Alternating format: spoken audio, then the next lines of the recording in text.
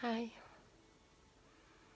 it's 20 to 12 on Friday the 2nd of February. I filmed either 3 or 4 videos earlier after doing a live video. I think it was probably 3. I can't imagine it would have been 4 with how I'm feeling. I was meant to do one earlier and I didn't, and then I just thought, should I do a video or should I just go to bed? Not that I'm going to sleep, but I just thought, go upstairs and go in my room, like the place where I'm dying to go and be alone, basically. And I thought I'd try and film a video and try and get to 10 minutes. Maybe I'll get 2 done. I don't know anymore. I don't know how many videos I have scheduled. I think I've got till the 10th, whenever that is. Is it next Friday or Saturday? I don't know. It's not really important. I just want to try and do a month worth of videos, but I need to get my camera that's got vlog clips on and get the clips on my computer and try and make some vlogs. Hopefully there's enough for 4. I've got Mondays and Thursdays videos sorted, so then it's just like Monday, Thursday. I don't know how many there are in February. I don't know. But I would like to do a video every day in February if I can. As for live videos, I did one today and I did say I'd try and do one at weekend. As I keep saying, I'm not making any promises. I'm just going to try my hardest. I feel more down than I've ever felt in my life, and I've always in the past thought, oh, I can't possibly feel any more down, and then I feel the way I feel now. I've actually been crying, like, not when I was down here, like, I was crying upstairs, and I've cried a few times. I'm trying to not cry because I don't want to cry, because I just feel like it's a sign of weakness. So I really let anyone see me cry, and I just try not to cry anyway, but I'm struggling so much, and I don't want to go into why I feel this way, because it is a lot of things. There is a lot of things and it's built up, and I just feel like crap, and I don't know what to do anymore. Like, I don't want to feel like I have to admit defeat and go, I need help, because I don't want to ask for help. Like, I don't know, I just feel like I should try and get myself better, but I'm feeling worse than I've ever felt. And you know, a couple of things have happened and stuff, and like where I used to work, they were making me feel so crap. And like I've said in videos, it wasn't just when they were treating me badly or singling me out or doing what they were doing, it was like when they were like going on about other people as well.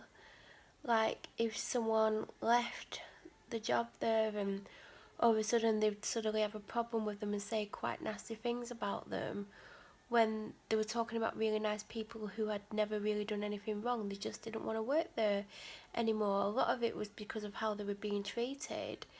And then they were going, oh, they'll be back in 2 to 3 weeks, but they never did come back. They've probably said the same about me, and I could probably imagine how they're slandering me, but I just couldn't take any more. And for months and months and months, my doctor was asking me to leave because she could see what it was doing to me, and I wasn't even telling her everything that was going on. I was telling her little bits because she could see how I was, and she knew something was wrong, and she kept telling me to basically leave my job. And I've discussed in videos reasons why I didn't, and I was going to stay till April, to the start of the new tax year, and then I was going to leave. And I thought, well, there's 10 weeks left, I'll be able to do it. But because I've been very ill and I was in hospital at Christmas, and then they made me leave hospital so I could go to work on the Friday, and the following week I was in and out of hospital and at my doctor's 3 days in a row, and I was really ill, and I took the Monday off, and I didn't even ask for it off. I just could not physically get out of bed, and instead of contacting them, I just went back to sleep because I could barely even open my eyes, let alone think, oh, I should contact them. It was the last thing I actually thought of, and I weren't trying to be horrible or stamp my authority or anything like that. I was just so physically drained. I just couldn't open my eyes and like physically think, phone them, text them, do whatever. And it did take me a long time to contact them because I eventually got up. It worked super late. I should have actually had more sleep because I was just so exhausted. Mostly it's to do with my physical illness, but because I'm depressed, that makes me feel tired, but also because I'm not sleeping much. So it just was like, I can't get up. And it happened, and I think I got up at like, it was like 10:30. It weren't super late, but I was like, I woke up and then my head started going round and round, and that's it. I can't sleep then once my mind starts going overtime. So she actually rang my dad, and he said he thought I was at the hospital because I don't think he knew where I was. I don't think he thought I was at home. So then she thought I was in hospital, which was crap. And yeah, I went in next day, and then Queen Caroline was being a bitch with me, and she threatened to tell my ex and where I used to work, where I work now. And I was like, why would you do that? She's like, well, I don't want you working here. You're making me look bad because you're so proficient. So, and she's like, and I've wound Debbie up, the manager. She's going to fire off at you when she comes in. And I'm like, why? She's like, because I made her think what you did yesterday was unacceptable. I said, but Debbie knows I'm ill. Like, I came and spoke to her last week, and I said, I need leeway if you want me to come and do work here. And I said, Debbie was fine. She went, we'll wait to see what Debbie does when she comes in. So I just sat there thinking, if Debbie goes off on one, I just can't deal with this anymore.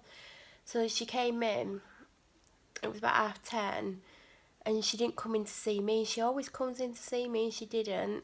And I could see Caroline look at her, and Caroline gave her a look, so I knew Debbie was going to go mental at me, and she did. I think I said in a video what happened. And then I left that day, and I went in the next day, and there was just this atmosphere, and it was horrible. And I was like, I can't be here anymore because the atmosphere, and like, I weren't giving an atmosphere out. I just thought, I go to work, get on with my work, go home. But the atmosphere coming from everyone in there, it was just draining. And I left, and literally from the front door to just before the entrance to the car park, I had decided I was going to quit, and that was it.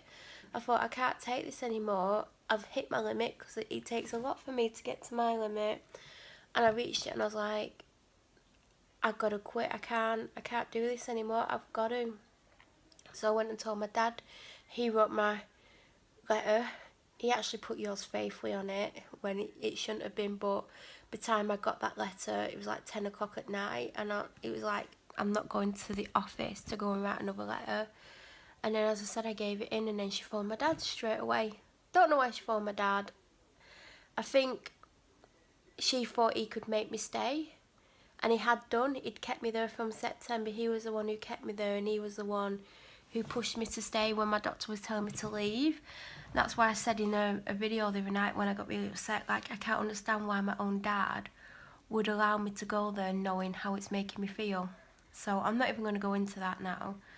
So I went back in on the Monday, and there was an atmosphere, and I worked, and then I said, can I have this as my last day? There's no point me carrying on. Everything's all set up, everything's clear to whoever comes in and takes over. I said, it's pointless for me carrying on working when they potentially might want to do their own system.